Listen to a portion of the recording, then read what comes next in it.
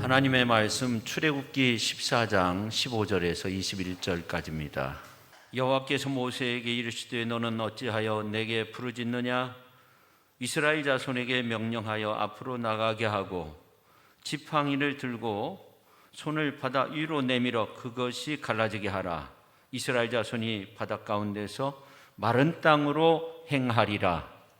내가 애굽 사람들의 마음을 완악하게 할 것인즉 그들이 그 뒤를 따라 들어갈 것이라. 내가 바로와 그의 모든 군대와 그의 병거와 마병으로 말미암아 영광을 얻으리니 내가 바로와 그의 병거와 마병으로 말미암아 영광을 얻을 때에야 애굽 사람들이 나를 여호와인 줄 알리라 하시더니 이스라엘 진 앞에 가던 하나님의 사자가 그들의 뒤로 옮겨가매 구름 기둥도 앞에서 그 뒤로 옮겨 애굽 진과 이스라엘 진 사이에 이르러서니 저쪽에는 구름과 흑암이 있고 이쪽에는 밤이 밝음으로 밤새도록 저쪽이 이쪽에 가까이 못하였더라.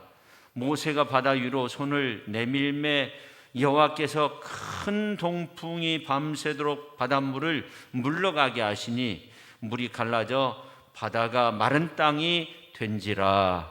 아멘. 기도하겠습니다. 하나님 아버지 감사드립니다. 이 시간 말씀 듣는 시간입니다. 말씀을 통해서 우리의 삶이 새로워지는 그러한 축복의 시간으로 성령께서 함께하여 주옵소서. 예수님의 거룩하신 이름으로 기도하옵나이다. 아멘. 톨스토이 러시아의 대문호인데 이분이 자기의 외모 때문에 굉장한 고민을 했다고 합니다. 글을 잘 써서 정말 세계적인 그러한 인물이 되었지만 자기의 외모를 볼 때마다 항상 비참하게 생각하고 나 같은 사람은 결코 행복할 수 없다 그런 생각을 했다고 해요. 근데 그의 외모는 그렇게 떨어지는 편이 아니었고 글솜씨도 있는데 그런 생각을 한 거예요. 이런 톨스토이의 심한 열등감은 결국 하나님을 만나게 됨으로써 사라지게 됩니다. 이런 어떤 그 톨스토이는 자기의 경험을 담아가지고 참회록을 썼어요. 그리고 그 참회록을 정말 유럽에 이렇게 공표하게 되는데 그의 나이가 52세 되었을 때 참회록을 썼다고 합니다. 삶에 대한 근본적인 이야기를 꺼냅니다. 자신이 완성이라고 생각한 거에 대해서 이런 글을 남겼습니다. 나는 이 모든 것이 완성하였다고 생각했다. 물론 도덕적 완성이 모든 것의 출발점이었지만 곧 일반적 완성으로 바뀌어 버렸다. 즉 자기 자신 앞에나 신 앞에서 더 훌륭해지려는 욕망이 아니라 다른 사람들 앞에서 더 훌륭해지려는 욕망으로 바뀌어 버렸다. 그리고 사람들 앞에서 더 훌륭해지려는 갈망이 다른 사람들 앞에서 더 강해지려는 욕망, 다른 사람들보다 더 명예롭고 더 중요하고 더 부유해지려고 하는 욕망으로 재빨리 바뀌어 버렸다. 그리고 톨스토이는 나는 왜 사는가, 무엇을 구하는가, 삶의 의미에 대해서 스스로의 대답을 하기 위해서 질문을 던졌지만 아무것도 대답할 수 없었다고 합니다. 그러면서 자신의 모든 삶에 대해서 합리적인 의미를 부여할 수 없었다고 그렇게 고백을 합니다. 나는 삶이 없었다는 거예요. 숨을 쉬고 먹고 마시고 잠을 자고 그렇게 살지만 어쩔 수 없이 숨을 쉬고 자고 먹고 뭐 이런 식으로 살았다는 거예요. 자기의 삶은 없었다는 겁니다. 왜냐하면 그것들을 충족시키는 것이 합리적이라고 생각하는 희망이 없었기 때문이라고 그렇게 고백을 합니다.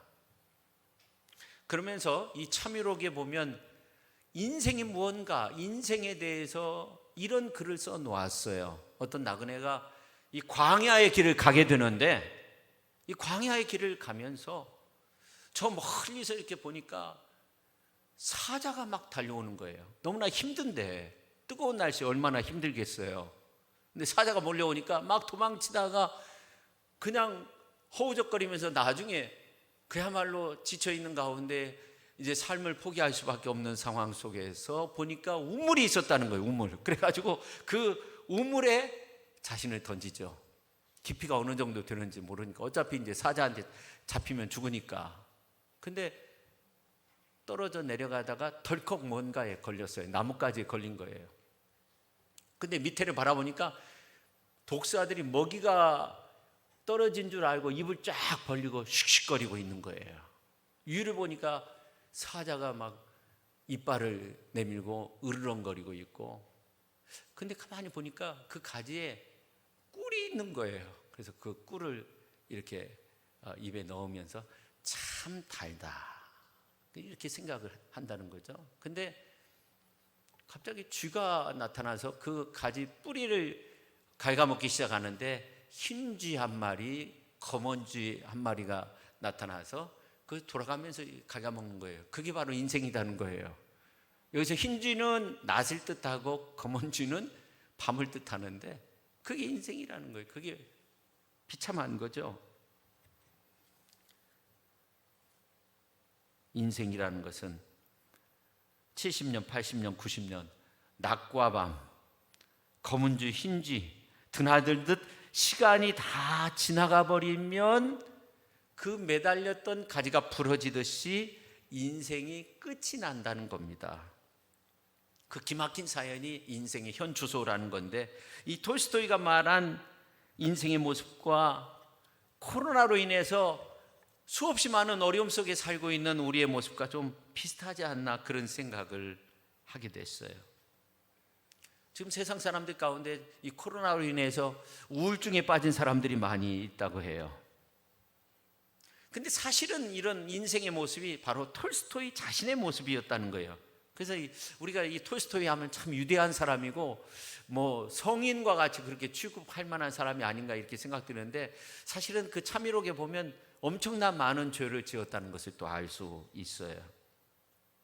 근데 이제 이런 가운데 있을 때 톨스토이는 하나님을 만나고 새로운 희망을 얻었다는 것이 중요한데, 오늘 우리들도 마찬가지죠. 이 어려움의 시기에 우리가 어떻게 해야 될 건가? 이사야서 40장에 보니까 이런 말씀이 있어요. 너희는 눈을 들어 누가 이 모든 것을 창조하였나 봐라. 하나님을 보라는 거예요. 창조주 하나님을 바라보라는 거예요. 다른 거 바라보지 말고 하나님을 바라보라. 이 세상 만물을 창조하신 하나님을 바라보라 하면서 27절 말씀을 보니까, 야곱아 어찌하여 내가 말하며 이스라엘아 내가 이르기를 내 길은 여호와께 숨겨졌으며 내 송사는 내 하나님에게서 벗어난다 하느냐? 너는 알지 못하느냐? 듣지 못하였느냐? 영원하신 하나님 여호와 땅끝까지 창조하신 이는 피곤하지 않으시며 곤비하지 않으시며 명철이 한이 없으시며 피곤한 자에게는 능력을 주시며 무능한 자에게는 힘을 더하시나니, 소년이라도 피곤하며 곤비하며 장정이라도 넘어지며 쓰러지되 오직 여호와를 앙망하는 자를 새 힘을 얻으리니 독수리가 날개 치며 올라감 같을 것이요 다른 박질하여도 곤비하지 아니하겠고 걸어가도 피곤하지 아니하리로다. 여러분, 인생길 피곤합니까? 어떻게 해야 돼요? 하나님을 바라봐야 돼요. 하나님 의지해야 돼요. 독수리 날개 치며 비상하는 힘을 얻게 돼요. 하나님 바라보면, 창조주 하나님을 바라보면 하나님께서 우리에게 힘을 주실 거예요. 일어설 수 있는 힘을 주실 거예요. 질병을 치유하시고 여러분 어려운 문제, 우울한 마음들 다 해결해 주실 거예요. 이 시간을 통해서 하나님 바라보세요. 예배를 통해서 하나님 바라보고 하나님 의지하고 이 어려움의 시기에 하나님 바라보면 하나님께서 능력의 손으로 여러분을 붙잡아 주실 줄로 믿습니다. 그래서 이 톨스토이는 하나님 바라보고 많은 죄를 짓고 자기가 사람까지 죽였다고 그런 고백도 했다고 해요. 그런 사람이 완전히 변해서 새 사람이 됐어요. 그래서 사람이 무엇으로 사는가, 부활, 이러한 책을 써가지고 사람들에게 믿음의 중요성, 신앙의 중요성에 대해서 알려줬어요. 여러분, 하나님이 없다고 단언하기 전에 하나님의 존재를 인정하고 하나님의 존재가 어떤 존재인가 한번 알아보려고 하고 하나님 살아계심을 한번 믿어보려고 하고 조금 힘써 보려고 하고 그렇게 해야 되지, 그냥 뒤처져서 그렇게 신앙생활하면 삶의 행복이 없어요. 기쁨이 없는 거예요. 성도 여러분, 나를 지으신 분이 누구시고 그 계획이 무엇인지 성경을 통해서, 하나님의 말씀을 통해서 여러분 발견할 수 있어야 돼요. 찾을 수 있어야 돼요. 오늘 이제 본문 말씀은 애굽에서 출애굽한 이스라엘 백성들이 홍해에 다다랐을 때 뒤에서 애굽 군대가 막 몰려오는 거예요. 이제 잡히면 죽는 거예요. 근데 앞에 홍해가 가로막고 있었어요. 이러한 가운데 이스라엘 백성들은 하나님을 원망하고 모세는 하나님 앞에 기도할 수밖에 없었어요. 이러한 상황 속에서 하나님께서 모세에게 말씀하는데 너 왜 나에게 부르짖고 있느냐 하는 거예요. 왜 기도만 하고 있느냐 는 거예요. 이스라엘 자손에게 명령하여, 오늘 이제 15절에 보면 명령하여 앞으로 나아가게 하고 그렇게 말씀하고 있어요. 우리 민족이 해방된 지 벌써 76주년이 되었다고 하는데 아직도 보면 이게 해방이 되었는가? 참 자유를 누리고 있는가? 국가는 분단되어 있죠. 아직도 정말로 그런 잔재가 남아 있어요. 근데 어떻게 보면 이스라엘 백성들이 노예 생활한 거하고 우리 민족이 30년 동안 그렇게 일제 치하에서 어려움 당한 거하고 비교해 보면 그렇게 큰 차이가 없는 것 같아요. 물론 이제 그 기간은 430년 동안 노예 생활을 했으니까 이스라엘 백성들이 더 어려움이 컸겠지만, 한때는요, 이 요셉, 야곱 이러한 사람들, 이런 사람들이 살아있을 때는요, 애굽 나라에서 아주 지배층에 속했어요. 가장 좋은 고센 땅에서 살면서 떵떵거리면서 비옥한 땅에서 아주 풍족하게, 아주 그냥 자손들이 번창하게 그렇게 살았던 적이 있었어요. 그렇게 살다가 이제 왕이 바뀌고 그러니까 세상이 바뀌니까 노예 생활한 거죠. 근데 일제시대 보세요. 일본 사람들이 와가지고 처음부터 우리 국권을 차지하기 위해서 많은 사람들 죽이고요, 무슨 혁명 일으킨 사람들 다 죽여버리고요, 말을 빼앗고 언어를 빼앗고 얼마나 비참하게 우리가 살았습니까? 이러한 가운데 하나님께서 이 땅에 해방을 주셨는데 그 해방의 기쁨은 우리 민족에게 하나님께서 주신 가장 큰 기쁨이었어요. 그보다 더 큰 기쁨이 어디 있겠어요? 큰 기쁨이었어요.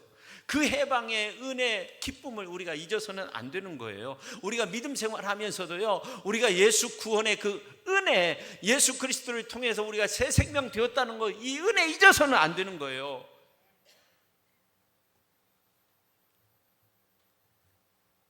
우리 민족은요, 이 시편 33편 10절의 말씀을 꼭 기억해야 된다고 생각해요. 여호와로 자기 하나님을 삼는 나라 곧 하나님의 기업으로 빼신 바 된 백성은 복이 있도다. 여호와를 자기 하나님으로 삼는 나라, 그 백성이 복이 있는 거예요. 오늘 우리는 복 있는 민족 백성으로 살고 있는 줄로 믿으시기를 바랍니다. 할렐루야. 우리가 그러한 하나님 안에서 기쁨과 자유와 해방의 그 은혜를 우리가 누리는 가운데서 살아갈 수 있어야 되는데, 저는 이제 아직도 우리 주변을 보면서 신앙생활하는 우리들의 모습도 보면서 참 자유, 해방, 기쁨을 누리고 있는가 부족하다고 생각해요.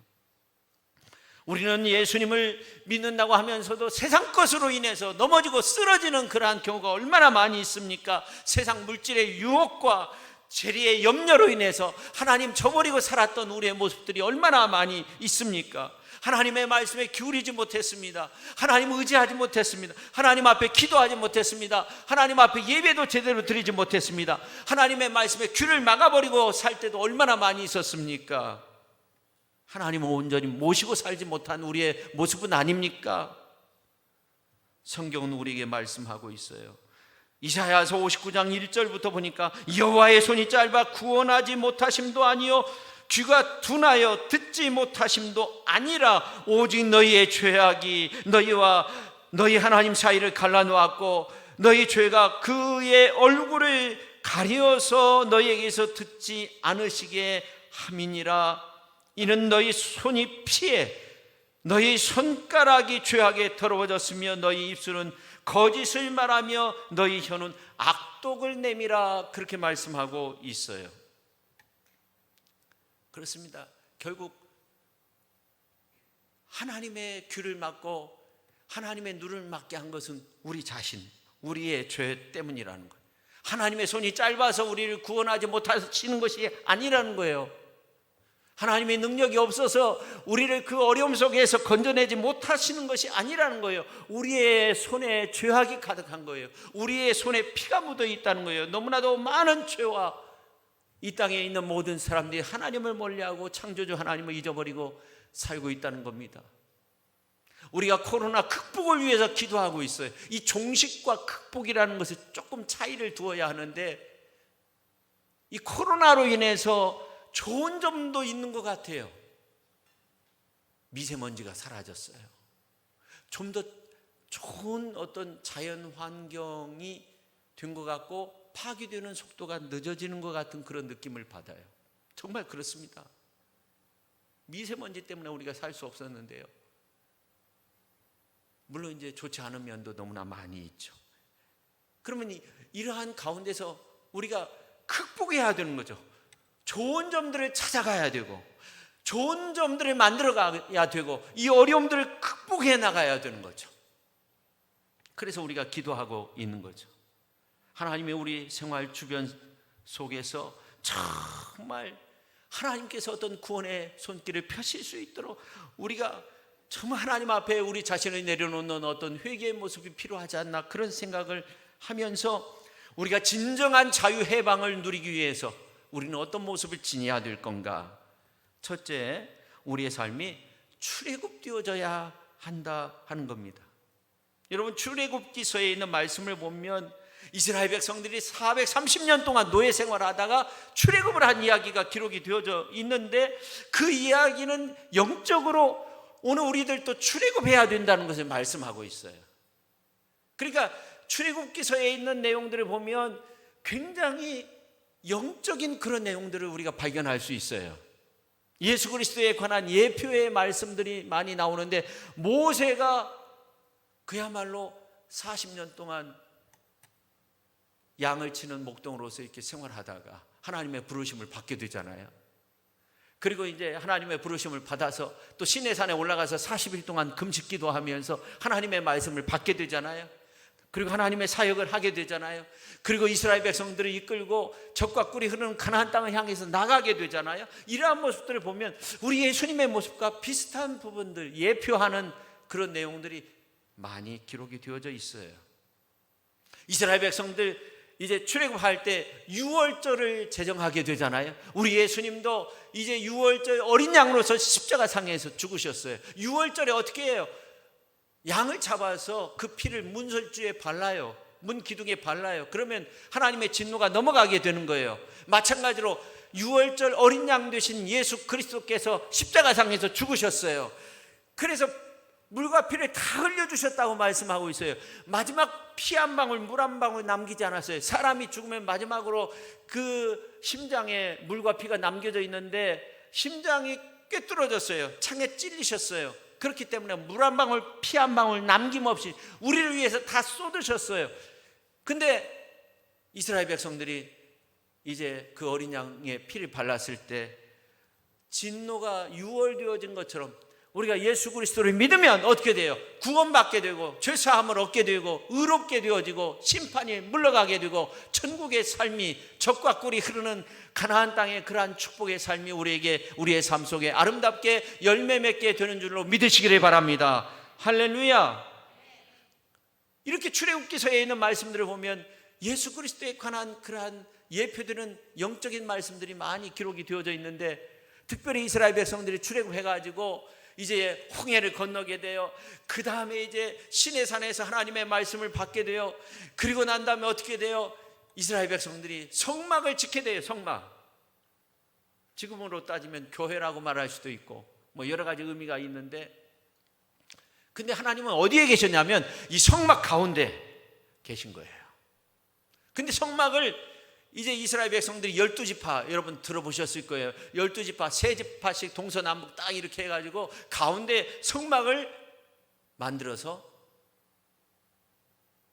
쳐놨어요. 성막을 이렇게 배치해 놨어요.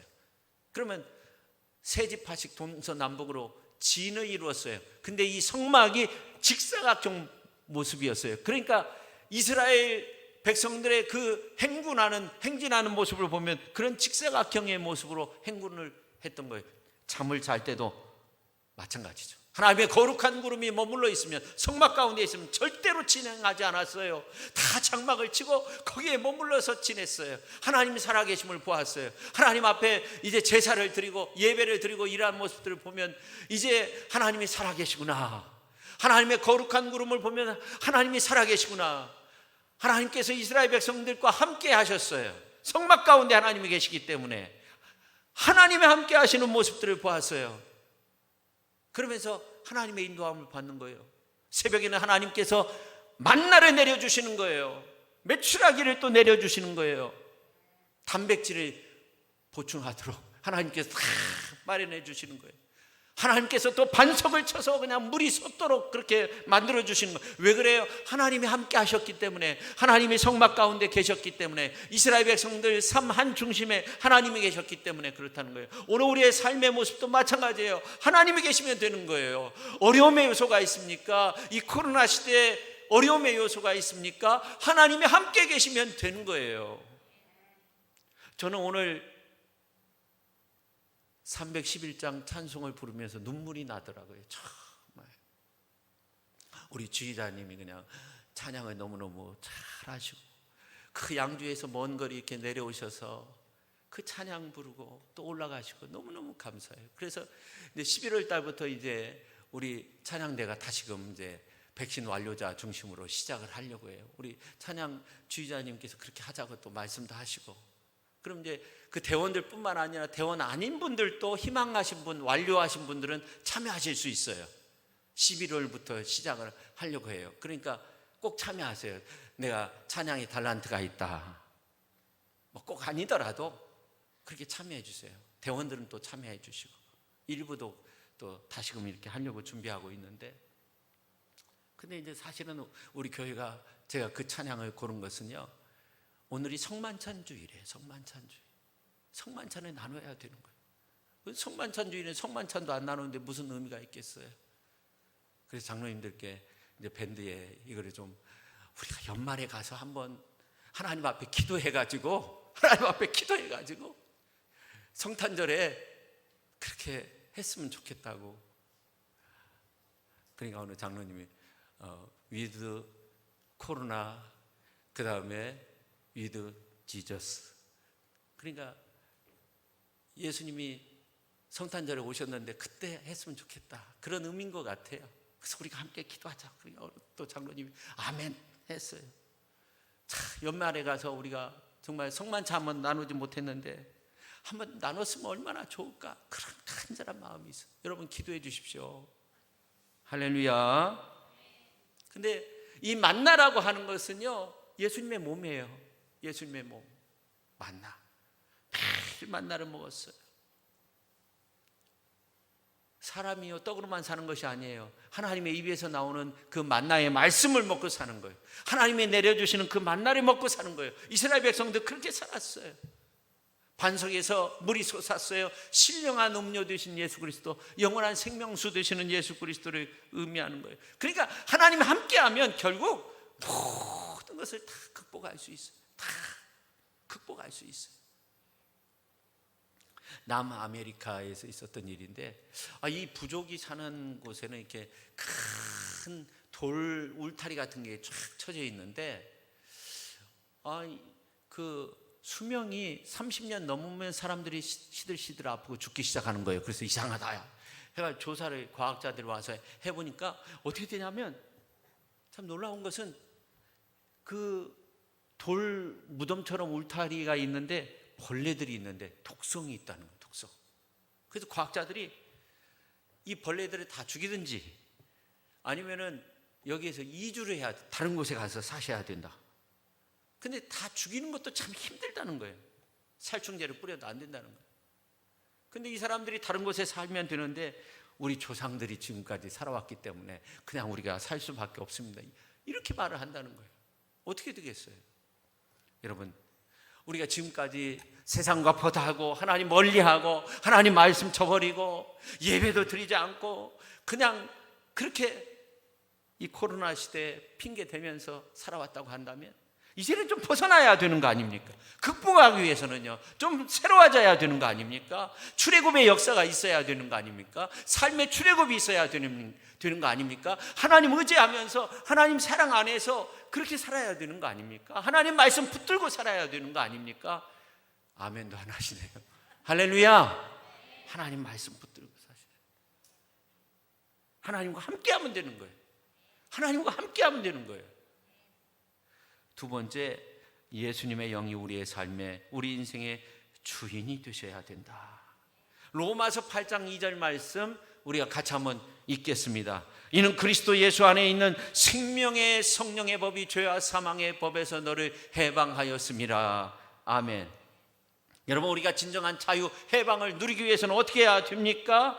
죄의 문제, 죽음의 문제, 절망의 문제 해결해야 되는데 우리가 이제 하나님의 자녀로서 살아갈 수 있어야 돼요. 근데 하나님의 자녀로서 살면서 또 중요한 건 뭐냐면 하나님이 주시는 자유와 해방과 기쁨, 행복, 은혜 충만한 능력의 삶을 우리가 살아야 된다는 거예요. 그러면 세상의 법이 나를 지배하면 결국 안 되는 거예요. 하나님의 법이 나를 지배해야 되는데 예수의 생명의 법이, 생명의 성령의 법이 나를 지배하면 되는 거예요. 그 사실을 믿으시기를 바랍니다. 그 은혜 속에 살아가시기를 바랍니다. 루이스는 그런 말을 한 적이 있습니다. 천국을 지향하면 세상을 덤으로 얻을 것이다. 그러나 세상을 지향하면 둘 다 잃게 된다는 거예요. 우리는 세상이 아니라 천국의 삶을 살아야 돼. 미련한 사람은 두 주인을 섬기는 거예요. 그러나 성경은 보면 두 주인을 섬길 수 없다고 그렇게 우리에게 말씀하고 있는 것입니다. 우리는 한쪽을 선택해야 돼요. 무엇을 선택해야 됩니까? 다윗은 내 마음을 주께 정했다는 거예요. 여러분, 시편 143편 8절에 있는 말씀을 보니까 아침에 나로 하여금 주의 인자한 말씀을 듣게 하소서. 내가 주를 의뢰함이니이다. 내가 다닐 길을 알게 하소서. 내가 내 영혼을 주께 드림이니이다. 내 영혼을 주께 드린다는 거예요. 내 마음을 하나님께 정한 거예요. 그럼 하나님께서 내 삶을 책임져 주시고 은혜와 사랑과 능력으로 그렇게 붙들어 주시고 주께 정한 그 마음속에 기쁨을 주시는 줄로 믿습니다. 그래서 어떻게 보면 정말 우리가 그렇게 되기는 어려운데 세상과 구별된 그러한 삶을 사는 사람들은요, 정말 그 심령에 기쁨이 있어요. 은혜가 있어요. 그 성령 충만한 그 배에서 생수의 강이 흐르는 그 기쁨이 있어요. 그런 분들 많이 봤어요. 여러분들 삶이 우울하고 허전하고 그렇습니다. 왜 그렇습니까? 여러분 안에 생명의 성령의 법이 있어야 돼요. 하나님의 성령이 지배할 수 있어야 돼요. 여러분의 마음을 주님께 고정하고 살아가실 수 있기를 예수님의 이름으로 축원합니다. 그 다음에 세 번째, 분명한 하나님의 구원을 보아야 한다는 겁니다. 히브리서 11장 1절에 보니까 믿음은 바라는 것들의 실상이요 보이지 않는 것의 증거라고 그렇게 말씀하고 있습니다. 믿음이 보이지 않는 것의 증거라는 것은 무슨 말일까요? 보는 것과 같이 아주 뚜렷하게 그것이 이루어진다는, 그게 믿음이라는 거예요.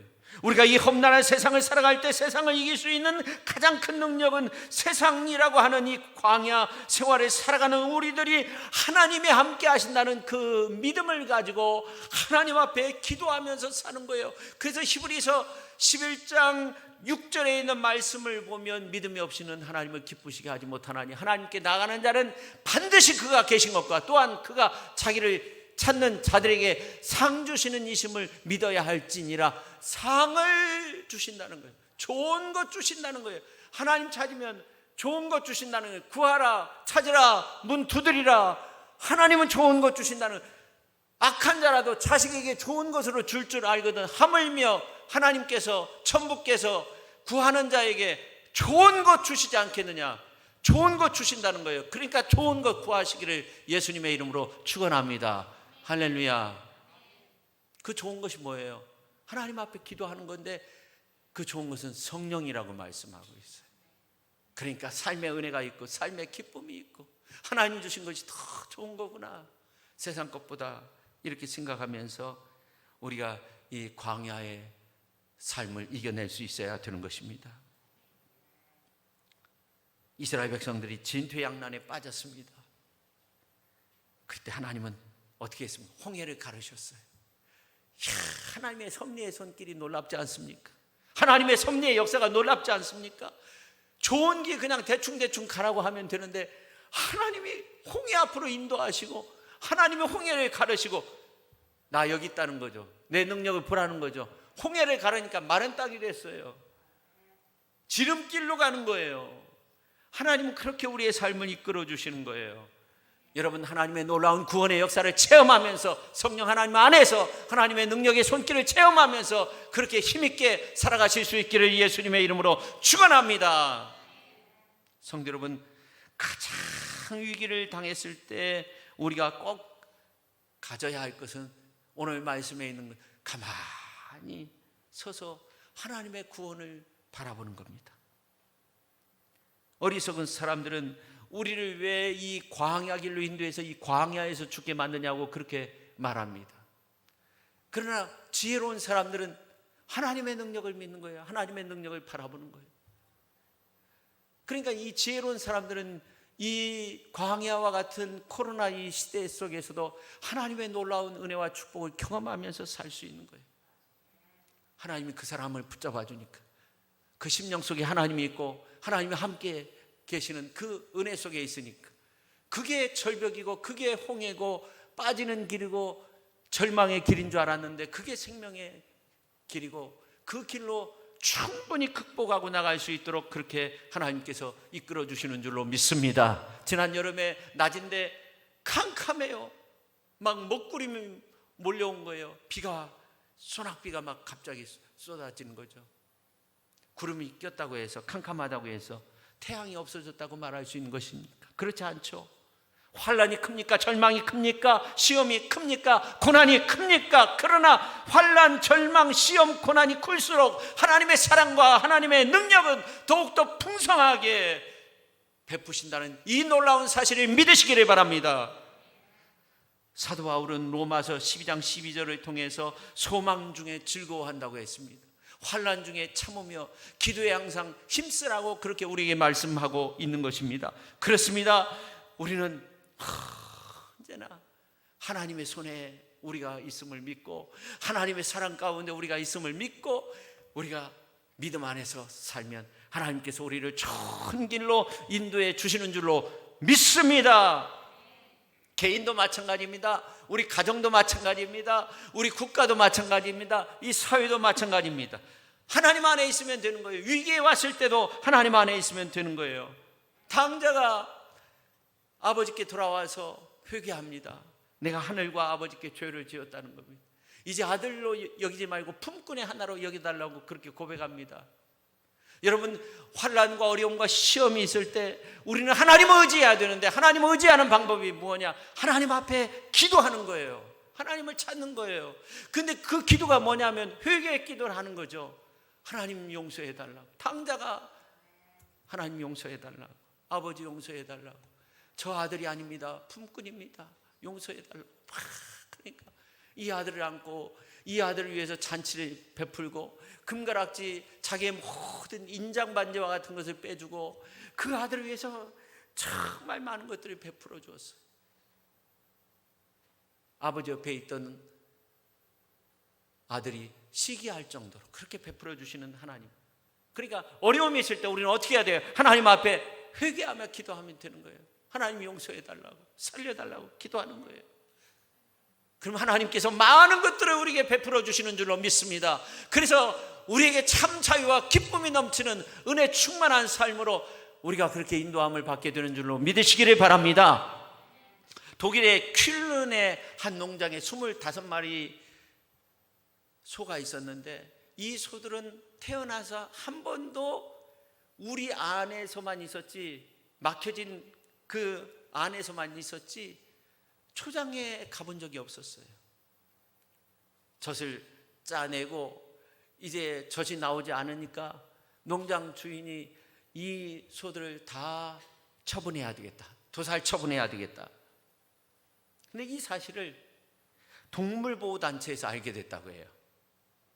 그래서 이 단체에서 이 소들이 죽기 전에 그래도 초장을 한번 밟아보는 것이 어떻겠냐고, 그래가지고 이 소들을 이끌고 초장으로 가니까 다 죽게 된 소들이에요. 근데 막 뛰면서 막 좋아가지고 그 초장 푸르푸르 돋아나는 그 풀 위에 고개를 숙이고 막 소들이 막 비비면서 그렇게 좋아가지고 처음 보는 거예요. 태어나서 처음 보는 거예요. 막 너무너무 좋았다는 거예요. 그러니까 이 농장주가 그 모습을 보면서 너무너무 후회스럽고 눈물이 나서 그것을 촬영해가지고요, 사람들에게 도움의 손길을 청했어요. 이 소들이 이제 바로 죽게 되는데, 도살장으로 가게 되는데 이렇게 좋아하는데 좀 더 이곳에서 지냈으면 좋겠다. 막 사람들이 막 지원하고 막. 그리고 나중에 이 소들이 어떻게 됐냐면 죽을 때까지 그 초장에서 뛰어놀면서 그렇게 편안하게 죽었다는 거예요. 우리가 예수님의 이름으로 죄에서 해방된 우리들도 처음 푸른 초장에 나와서 그 소들이 막 좋아가지고 춤을 추듯이 그렇게 우리가 살아야 되는데요, 왜 우리는 그렇게 살지 못하냐는 거예요. 파릇파릇 올라오는 초장을 바라보며 뛰노는 그런 감격이 우리에게 있어야 돼. 우리가 죽음에서 구원받았습니다. 우리가 예수님 안에서 변화됐습니다. 새 사람 됐습니다. 우리가 성령 안에서 변화됐습니다. 새 사람 됐습니다. 여러분, 오늘 예배 마치고 돌아갈 때 여러분의 마음속에 정말 기쁨이 있었으면 좋겠어요. 조금이라도 세상을 바라보면서, 이 가을 하늘을 바라보면서, 이 가을 하늘이 이렇게 맑고 좋았구나, 그렇게 느끼면서 하나님의 은혜를 참 경험하고 하나님 살아계심을 경험하고, 이 세상 정말 살만한 세상인데, 그렇게 고백하면서 주 예수 그리스도의 그 은혜와 축복과 사랑과 능력과 권세가 충만한 가운데 믿음의 승리를 이루시는 복된 인생길 걸어가실 수 있기를 예수님의 이름으로 축원합니다. 기도하겠습니다. 하나님 아버지, 감사드립니다. 우리가 예수님 안에 있을 때 참 행복한 거고 참 기쁘고 즐거운 것인데, 예수의 생명의 법이 우리를 지배하도록 우리 자신 다 때려놓고 회개하고 하나님 의지하며 살아야 되는 것인데, 우리는 그렇게 살지 못한 죄인이었습니다. 용서하여 주옵소서. 우리가 예수님 안에서 새 생명을 얻고 새 은혜를 경험하고 성령 충만하여서 이제 생전 처음으로, 난생 처음으로 소들이 그 조그마한 곳에서 먹이만 먹고 우유만 짜내고 그렇게 지내다가 더 이상 우유가 나오지 않아서 도살장으로 가기 전에 그 초장에 가서 푸릇푸릇한 그 풀들을 바라보면서 막 이곳이 바로 내가 있어야 하는 곳이었구나, 막 기쁘고 막 그 초장에 얼굴을 비비며 즐거워하듯이, 하나님 아버지, 우리가 예수님 안에서 성령의 법의 지배를 받고 성령 충만한 가운데 그렇게 기쁨이, 은혜가 가득한 가운데 살아갈 수 있는 저희들의 모습이 되게 하여 주옵소서. 예수님의 이름으로 간절히 기도하옵나이다. 아멘.